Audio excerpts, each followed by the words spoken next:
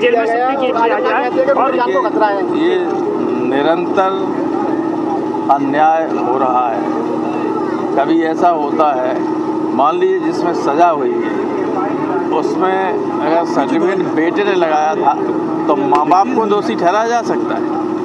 कभी ऐसा नहीं हुआ।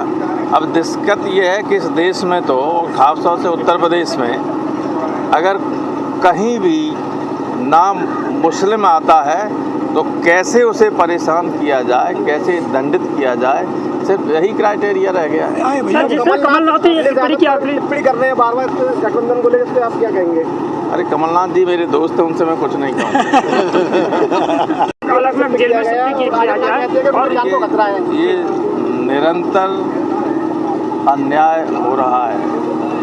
कभी ऐसा होता है, मान लीजिए जिसमें सज़ा हुई है उसमें अगर सर्टिफिकेट बेटे ने लगाया था तो माँ बाप को दोषी ठहराया जा सकता है। कभी ऐसा नहीं हुआ।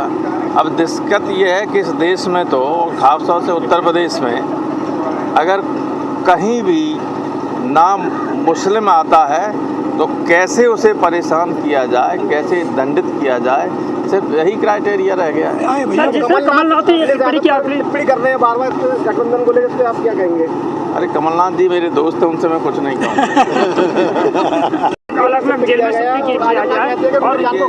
ये निरंतर अन्याय हो रहा है।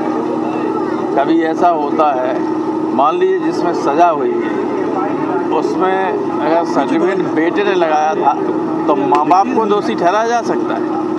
कभी ऐसा नहीं हुआ। अब दिक्कत ये है कि इस देश में तो खासतौर से उत्तर प्रदेश में अगर कहीं भी नाम मुस्लिम आता है तो कैसे उसे परेशान किया जाए, कैसे दंडित किया जाए, सिर्फ यही क्राइटेरिया रह गया है। कमलनाथ टिप्पणी कर रहे हैं बार-बार गठबंधन को लेकर, इस पे आप क्या कहेंगे? अरे कमलनाथ जी मेरे दोस्त हैं, उनसे मैं कुछ नहीं कहूँगा।